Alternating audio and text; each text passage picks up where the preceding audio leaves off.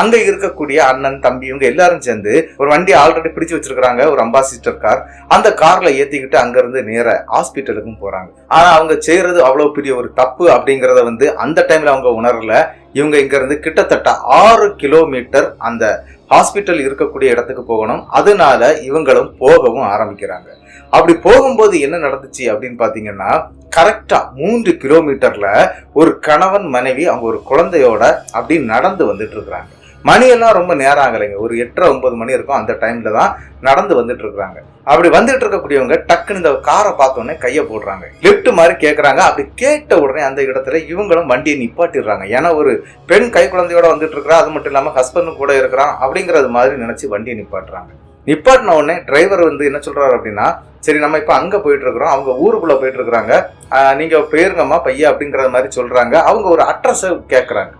இந்த அட்ரஸ் எங்க இருக்குது அப்படிங்கறது மாதிரி கேட்கறாங்க. இதை கேட்ட உடனே அந்த நபரும், அதாவது அந்த டிரைவரும் என்ன சொல்றாருன்னா, இந்த அட்ரஸ் கேட்கறாங்க இல்லையா, அந்த அட்ரஸ் அந்த ஊருக்குள்ளே கிடையாதுங்க, நீங்க இன்னொரு ஊர் தாண்டி தான் போகணும், நீங்க அந்த வழியில போயிருங்க அப்படின்னு சொன்னா, ஐயோ நாங்க ரொம்ப தூரம் நடந்து வந்துட்டோம், அதனால நீங்க போற வழியில அந்த மெயின் ரோட்ல விட்டுருங்க அப்படின்னு சொல்றாங்க. ஆல்ரெடி இங்க என்ன அப்படின்னா, நம்மளுடைய வரதராஜனுடைய அப்பா, பெரியப்பா, அதன் பிறகு அவருடைய மாமா ஒரு ஆள் இருக்கிறாங்க, 3 பேரும் பேக்ல இருக்கிறாங்க.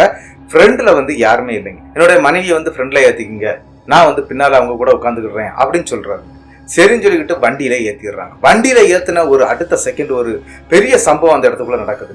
என்ன அப்படின்னு பாத்தீங்கன்னா, ஒரு அகோரமான சத்தங்க அந்த காருக்குள்ளாடி, பயங்கரமான ஒரு சத்தம், காச்சு பூச்சின்னு சொல்லிட்டு பயங்கரமான ஒரு சத்தம். அந்த சத்தத்துல இவங்க பெரியப்பா, அதாவது நம்மளோட வரதராஜனுடைய பெரியப்பா இருந்தார் இல்லையா, அவர் அந்த ஸ்பாட்ல இறந்து போயிடுறாங்க காருக்குள்ள வச்சு.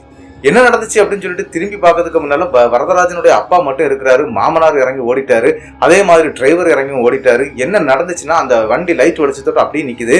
வரதராஜனுடைய அப்பா மட்டும் உள்ள உட்கார்ந்து இருக்கிறாரு. என்ன செய்யணும்னு தெரியல அந்த இடத்துல அவருக்கு.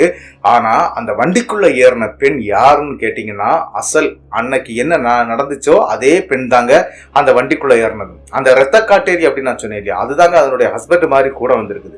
அதுவும் அந்த இடத்துல பயங்கரமா எல்லாரையும் பயமுறுத்தி இருக்குது. ஆனா பயத்தின் காரணமா வரதராஜனுடைய பெரியப்பாக்கு ஹார்ட் அட்டாக் ஆகி அவர் வாய் வழியா ரத்தம் இறந்து போயிடுறாருங்க.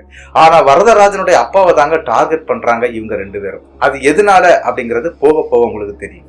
சரின்னு சொல்லிக்கிட்டு இவரும் என்ன பண்றாருன்னா, அந்த வேகத்துல அந்த வண்டிக்குள்ள வெளியே வர்றாரு. வெளியே வந்தவர் அவரும் ஓட ஆரம்பிக்கிறார். கிட்டத்தட்ட 3 கிலோமீட்டர் ஓடணுங்க. இவரும் ஓடுறாருங்க, பின்னாலே ஓடுறாரு. அப்ப கொஞ்சம் தூரத்துல நம்மளுடைய வரதராஜனுடைய சித்தப்பா மற்றும் மாமா போயிட்டு இருக்காங்க. இந்த முழு வீடியோ நீங்க பார்க்கணும்னா கீழே இருக்கக்கூடிய லிங்கை கிளிக் பண்ணி கண்டிப்பா வீடியோ பார்த்துருங்க. மறக்காம சப்ஸ்கிரைப் பண்ணிருங்க. நன்றி.